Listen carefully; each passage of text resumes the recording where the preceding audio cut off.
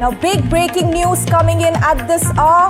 The US-India interim trade deal, a big joint statement has now been released by both sides.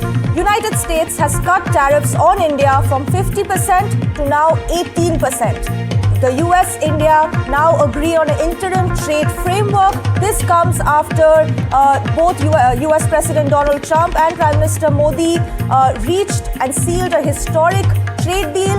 India to cut tariffs on all US industrial goods, textiles, leather, chemicals to get US tariff relief.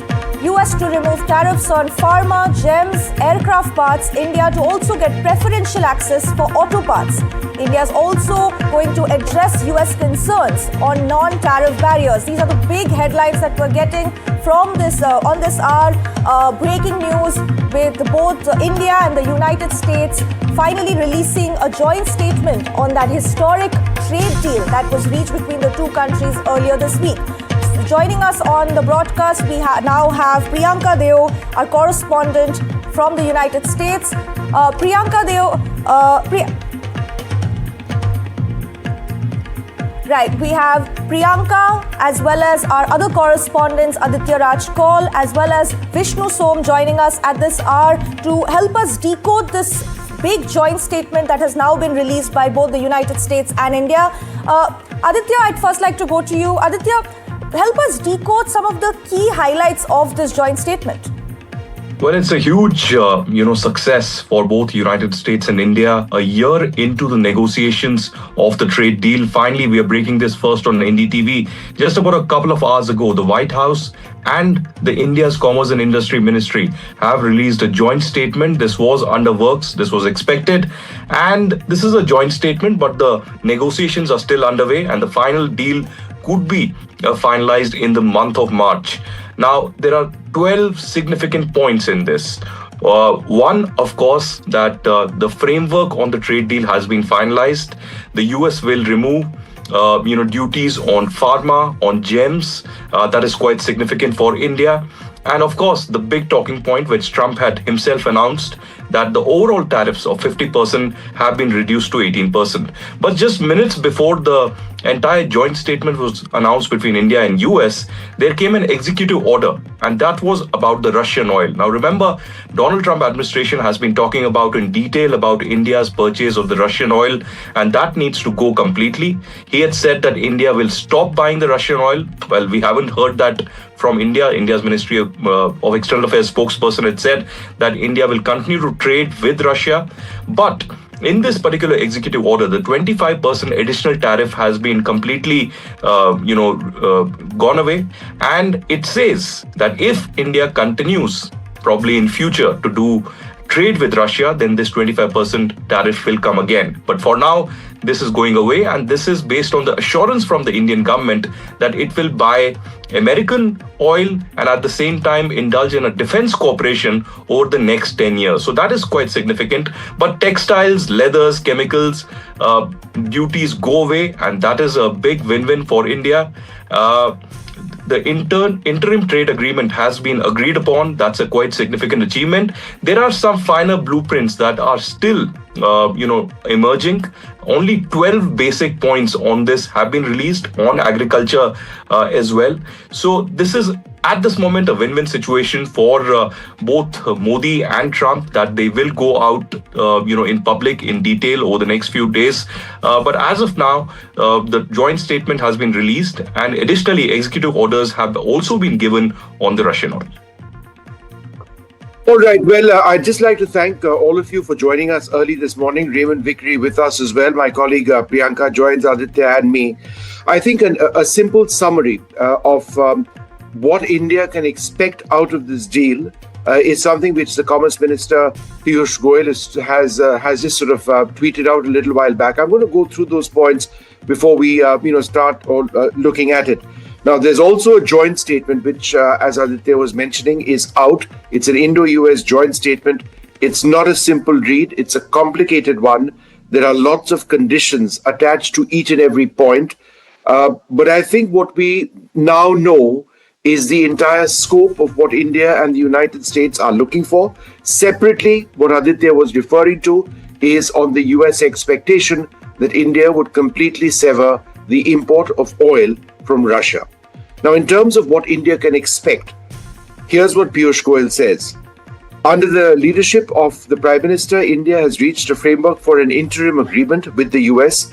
This will open a $30 trillion market for Indian exporters, especially MSMEs, right? Those are small businesses, farmers and fishermen. The increase in exports will create lakhs of new job opportunities for women and for youth. As part of this framework, the US will slash reciprocal tariffs on Indian goods to 18%, provide a huge market opportunity in key areas such as textiles and apparel, leather and footwear, plastic and rubber products, organic chemicals, home decor, artisanal products, and select machinery in the world's largest economy. So that's how India stands to gain from this. Additionally, tariffs will go down to zero on a wide range of goods, including generic pharmaceuticals, gems and diamonds, and aircraft parts, thereby further enhancing India's export competitiveness and Make in India. India will also get exemptions under Section 232 on aircraft parts, tariff rate quotas on auto parts, and negotiated outcomes on generic pharmaceuticals, leading to tangible export gains in these sectors. At the same time, the agreement reflects India's commitment to safeguarding farmers' interests and sustaining rural livelihoods by completely protecting, and I think this is a very key part, which people would really want details of, because this is what the opposition was concerned about. What the government says is the agreement reflects India's commitment to safeguarding farmers' interests and sustaining rural livelihoods by completely protecting sensitive agricultural and dairy products, including maize, wheat, rice, soya, poultry, milk, cheese, ethanol, tobacco, and certain vegetables and meat.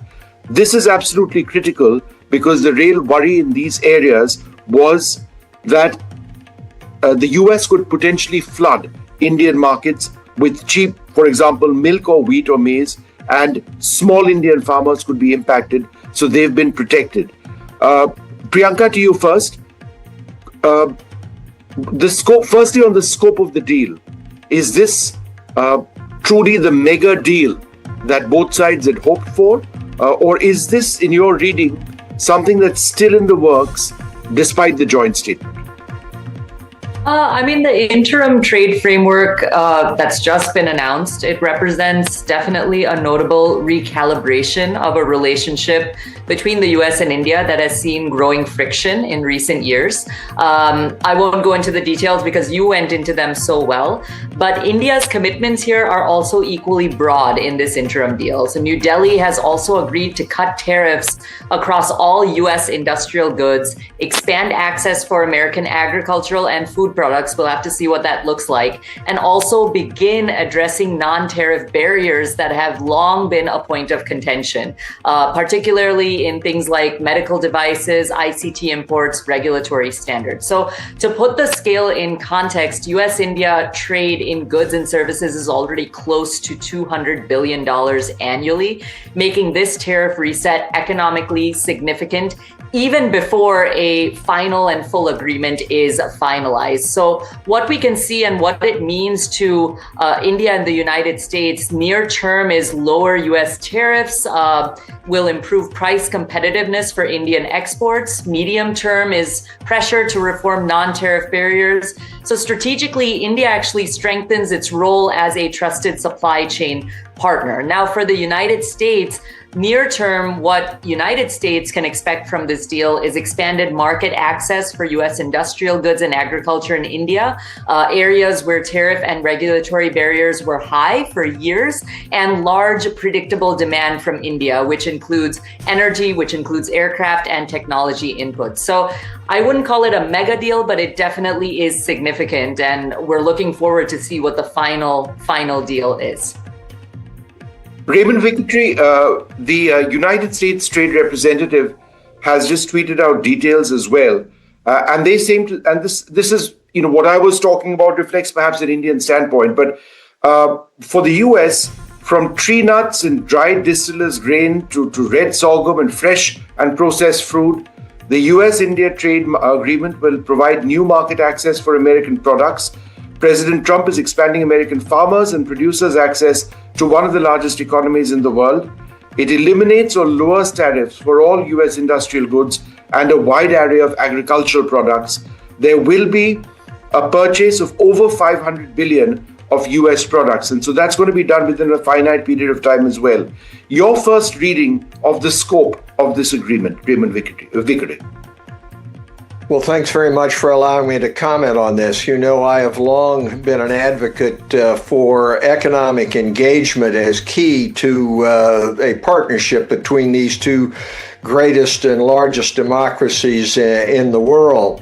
Unfortunately, it seems to me, while this is helpful in ameliorating the damage which has been done to the relationship by putting on tariffs, by having $100,000 H-1B visa requirement, about claiming credit for Pakistan in regard to hostilities.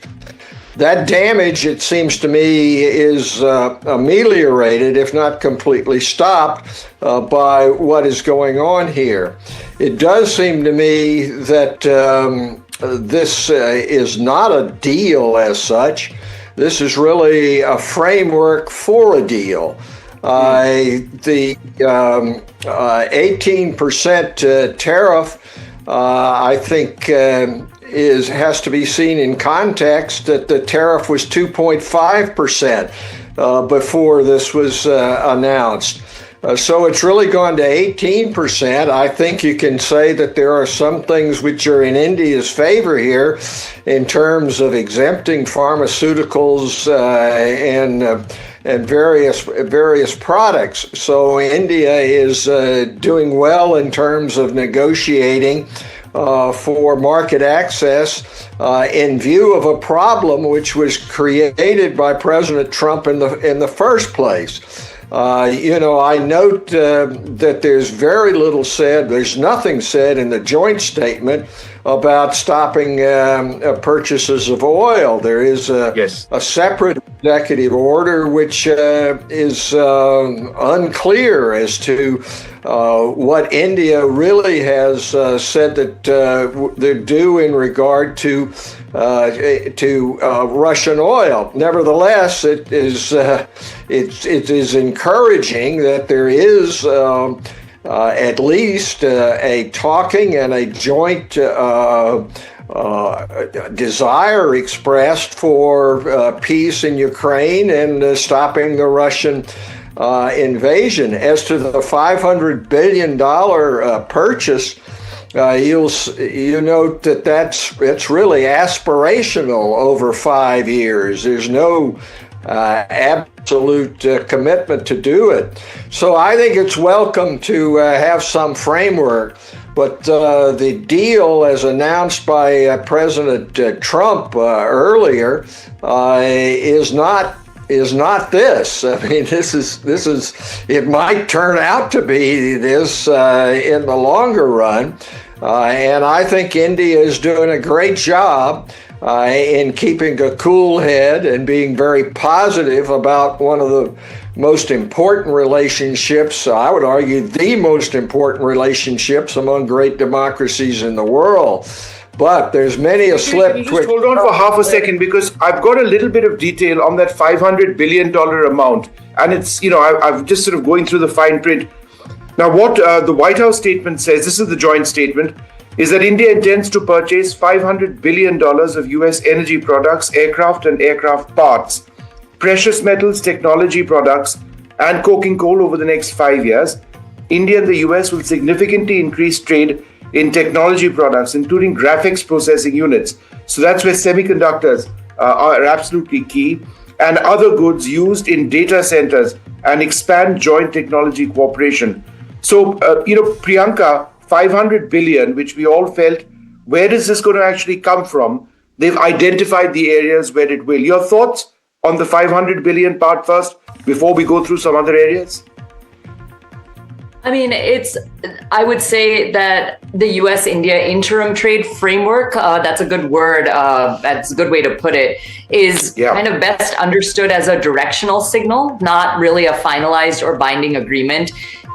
Figures cited publicly, like the $500 billion in potential Indian purchases from the US over 5 years, it should be understood as, at this point, illustrative, long-range estimates, not firm procurement commitments. And such numbers are commonly used to indicate scale and also intent, rather than guaranteed outcomes, and depend on market conditions, on pricing, regulatory follow-through. So from a policy standpoint, the framework aims to reduce friction overall, to provide, I would say, predictability for businesses, and also just to keep negotiations moving, focus less on tariffs, focus more on what we're going to do together, while more complex issues are addressed. Aditya, the entire point on the import of oil from Russia. Now, a couple of points I think we can perhaps look at. Number one, India was already scaling down the purchase of Russian oil because the premise of India's oil imports from Russia was that it had to be at a rate that worked for India. At this juncture, as a result of additional tariffs from the United States on Russian firms, for example, Rosneft and others, it was increasingly becoming unviable. And therefore, India moving potentially to the United States, Venezuela, et cetera, and that's been announced in the recent past, was perhaps a natural thing to do. So it's, from an economic standpoint, some would argue that there's nothing necessarily wrong with India cutting down on Russian oil imports presently. It was not viable anymore for reasons beyond our control. That's one way of looking at it. Would you agree, Aditya? That's right. Vishnu, you put it out there that over the last few months, India was trying to diversify. And this was just from the pricing point of view. What was beneficial for the Indian masses, the Indian consumers, was being looked into. India did get the Venezuelan oil earlier. But if the Russian oil is completely cut down, will Venezuelan oil be able to do it? The answer is no. But yes, India will be diversifying. It could be the American oil, it could be the Venezuelan oil. But we did put this question to the India's Ministry of External Affairs spokesperson just a couple of days ago. And he said that India will continue to do whatever trade it does with Russia. So there's no complete cut down that India has announced yet. There's a different kind of a messaging that is coming out of White House. In fact, as Mr. Vikri also pointed out, in the framework, in the joint statement that has been announced, there's nothing mentioned in regard to the Russian oil apart from the executive order that Trump has signed just a couple of hours ago, where he says that there's an assurance that has come in from the government of India that India will diversify, India will get American oil, Venezuelan oil, and also a defense framework over the next 10 years. There's a 500 billion business proposition also on purchase and defense etc., of the American products. In fact, I would like to get Mr. Vikri on this point as well, that how significant was the assurance on the Russian oil significant for this joint statement and the trade deal that we'll see in March to come out? And also, just a couple of weeks ago, we saw the India-EU sign an FTA. Do you think that that was also a clincher in many ways, which, pushed this, advanced this a little? Because we had, for instance, Carl Bildt, the former Prime Minister of Sweden, commenting very recently and saying that it was the India-EU deal that finally led to the India-US trade deal. Well, I think you're absolutely right. I think that the engagement that India has shown with the EU, not to mention the other deals with UK and EFTA, which is Norway, Switzerland, Luxembourg, have all had an impact. I think that the real significance in regard to Russian oil is that India has moved in the direction of trying to help to rein in the Russian invasion of Ukraine as the worst violation of the UN Charter since it was put into effect some 80 years ago. But it is a long way from what President Trump has said. He said earlier in his True Social statement that India had just said they weren't going to buy, that India's not going to buy any more Russian oil. Well, that doesn't seem to be the case. I mean, it's left out of the joint statement, and the executive order is not completely clear on that point. So the good news is, yes, I think that India is a great power internationally, and that means that great powers have interest in peace and prosperity throughout the world, including what happens between Russia and Ukraine. As my recollection is, that was not the position of India. The Minister of External Affairs, for example, saying that Europe had to get over the idea that Europe's problems were the world's problems. In fact, problems in Russia, Ukraine are India's problems as well. So that's the very good news. The not so good news is President Trump jumping the gun and saying that India is just going to stop all its oil buying from Russia. That does not appear to be in the cards, and it shows the limits of using tariffs, it seems to me, to try to accomplish what should be accomplished by having a strategy, by having partners, by having principles in order to be able to come up with a unified approach, or at least a coordinated approach on these areas. But the basic point you made in terms of the EU agreement having an impact on the U.S. and the U.S.-India deal is absolutely right, and it's a movement in the right direction. India being engaged with great democracies in Western Europe, as well as the United States, and I would argue when you get to the Quad with Japan, Australia, and so forth, that's all very positive. And we just have to work our way through what is really, to me, a chaotic approach to U.S.-India relations. All right, let me get in Priyanka there also at this stage. On the import of oil, in that executive order by the White House, I'm just going to read it out and analyze it a little bit more. The US president says, I've received additional information and recommendations from senior officials regarding India's efforts to address the national emergency described in Executive Order 14066. That's, the broader context in which this is being placed. It's the Russia-Ukraine war. Specifically, India has committed to stop directly or indirectly importing Russian Federation oil, has represented that it will purchase US energy products from the US, and has recently committed to a framework with the US to expand defense cooperation over the next 10 years. Now, again, Aditya, one other way of looking at this, right, is that there is a real hope that the Russia-Ukraine war will end. And it cannot go on indefinitely. There is a very active peace process which is going on. There is every expectation that once that the war ends, India can resume, potentially, if it is in our economic interests, the import of Russian oil. So this is being done now, right? Potentially. And that's what the White House says. We will clarify from New Delhi as well. But as you also mentioned, it has already been scaled down considerably. But I personally believe that this should not be seen as a showstopper or a huge question mark. I believe it's a step that's being done now. It meets economic interests of India. And in the future, if the war ends, it could be reversed. Those are my thoughts. Aditya and Priyanka, Aditya first. Well, that's right, Vishnu. Firstly, on trade front, India has been trying to diversify.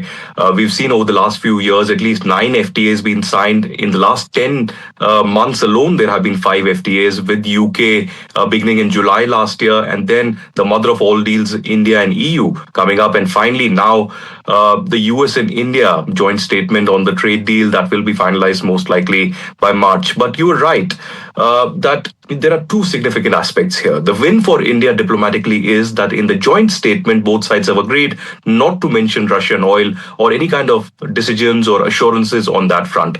The executive order does say that the Russian oil assurance has come from India, but that's not clearly binding on India. The executive order has been signed by the US president and is for the enforcement and regulations of their own country. At the same time, there's a caveat. The caveat there is that if India indulges in purchase of oil or trade in future, then there will be this 25% reciprocal tariff or additional tariff that will be imposed again. We'll have to see if India walks a tightrope or again speaks about the strategic autonomy part, or India has come out in a win-win diplomacy when it comes to having India-EU trade deal, having the India-US trade deal, and maintaining strong historic ties with Moscow as well. I would like to get Priyanka also on this strategic autonomy part, because over the last 4 years, ever since the Russia-Ukraine war, Priyanka, India has spoken in detail about strategic autonomy. India has also said that our energy sourcing is completely based on pricing point of view and what benefits the consumer and a common Indian at the end of the day. Do you think after this, the kind of framework or the joint statement that has come out, do you think it is a win-win for our diplomacy also, because our strategic autonomy point stands there? We haven't announced any kind of complete ban or stoppage of trade and oil with Russia, but at the same time, we have a deal on a platter here with US. What we're seeing from Washington, Aditya, that's a great question. We're seeing a clearer use of kind of trade tools to shape energy behavior during the Russia-Ukraine war that is still ongoing. So the executive order targets the idea of secondary consequences, meaning the focus isn't on only on direct US imports, which are already restricted, but also on the wider ecosystem that enables Russian oil sales. And this includes things like purchasing, shipping, insurance, financing. So the practical effect is to essentially raise the commercial and the compliance risk for countries and companies that continue to buy or facilitate Russian oil trade. So for partners like India, the immediate issue is energy affordability versus exposure to policy risk. India has relied on discounted Russian crude, but secondary pressure changes the long-term calculus here. It encourages the diversification and also creates incentives to shift more volume towards other suppliers over time, depending on market pricing and how enforcement evolves. So now the Trump administration is kind of positioning these measures as leverage towards negotiations with India, but the timeline for any ceasefire or settlement still remains uncertain with Russia, Ukraine, and ultimately depends on decisions by the parties to the war and the structure of any talks. So the bigger signal is this: energy trade, tariffs, foreign policy are now being treated as one connected policy package with incentives on one side, constraints on the other. So this is about changing incentives and raising costs. It is not by itself a guarantee of the outcome. So we're just going to have to see what happens with Russia and Ukraine. I feel that that is going to determine what India is going to do next. And India has already made it clear that they are going to do what is best for their economic interest. I think what Aditya was also mentioning is that one part, which is, what if India, goes ahead and restarts importing Russian oil in the interim period? And the statement from the White House says that there is a monitoring process in place with which the Secretary of State, the Secretary of Treasury, the Secretary of Commerce, etc., they shall recommend whether and to what extent I should take additional action as to India, including whether I should reimpose the additional ad valorem rate of duty of 25% on imports of articles of India. So this has been spelled out as well in case there is a resumption of Indian oil imports.